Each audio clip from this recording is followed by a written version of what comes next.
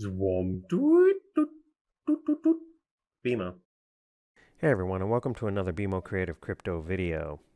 So this one is about the Komodo Dragon.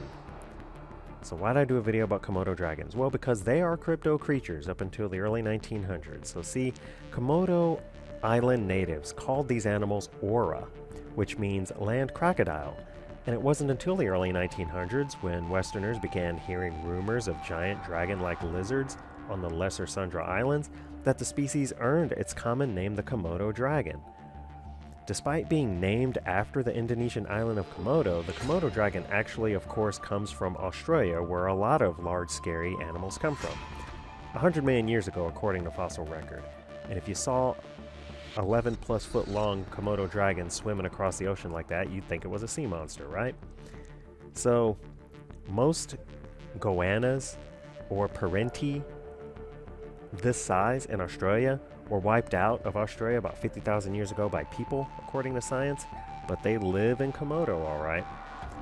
Yeah, up until 1912, Komodo dragons were thought to be myth, legend, a made-up creature. Stories of a giant lizard on the island of Komodo, which is of course surrounded by the ocean, in Indonesia were laughed at by respectable scientists. Ha ha ha. This is until Lieutenant Stein van Hansbroek went to Komodo, killed one, and brought it back. Then explorer W. Douglas Burden wasn't happy with that proof because you could have killed that thing anywhere, right? Like maybe Australia. So he decided to travel to the islands himself and capture one. He returned to New York City with a few dead specimens, and not just one but two Komodo dragons. The dragons were put on display at the Bronx Zoo. So these reptiles, just to give you an idea how big they are, as adults are an average of 10 feet long, usually longer, and weigh around 360 pounds. And they can eat 80% of that body weight in a single sitting and immediately run over 11 miles an hour after doing so. Very fast, scary animals. They are not afraid of people at all and have killed and eaten 5 and attacked 24 from 1974 to 2012 on record. Since then, the islands they live on are considered a national park, and so records of attacks are not so accurate. Tourists that are attacked is all that the parks are required to report, as far as I can tell. But on Facebook and other places, you can see where people post on their own pages where if they've been attacked or had a family member attacked or had to spend time in the hospital from being attacked. These people, I mean, you can see what they're doing. They're walking up on these animals. They're grabbing their tails, like the lady in the upper right corner.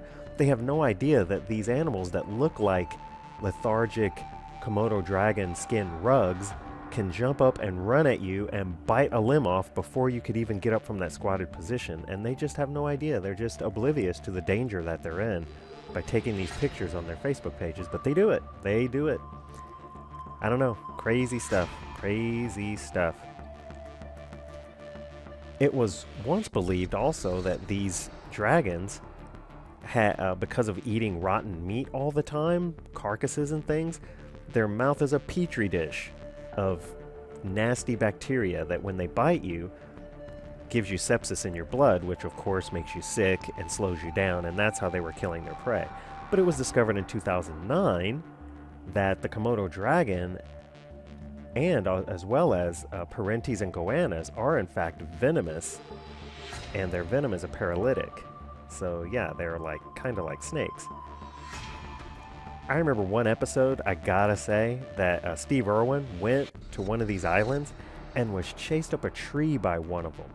And it wasn't even one of the big ones. It was like a 6 or 7 foot long one, but one of its razor sharp teeth on the left side of its jaw hooked into his boot and tore it open like a razor blade.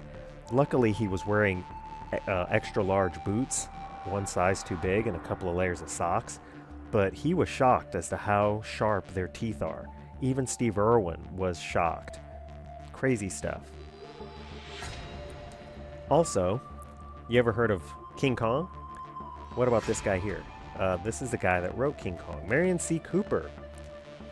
You know, he was inspired by going to the zoo in the 1930s and seeing the Komodo dragon and realizing that things in this world are yet unseen, and are yet undiscovered, and are yet unexplored. And it excited him so much that he decided to write this story about this giant gorilla living on this island, with a secret island with all these dinosaurs and stuff that are still alive. It's kind of surprising to me that King Kong was inspired to be written by a creature that's much more like Godzilla. So anyway, what do you think of the Komodo dragon and its cute face and eating habits? Leave a comment below. Anyways, that's going to do it for this one. Please leave a like and subscribe to BMO Creative for more crypto creature videos. Thanks so much. Bye.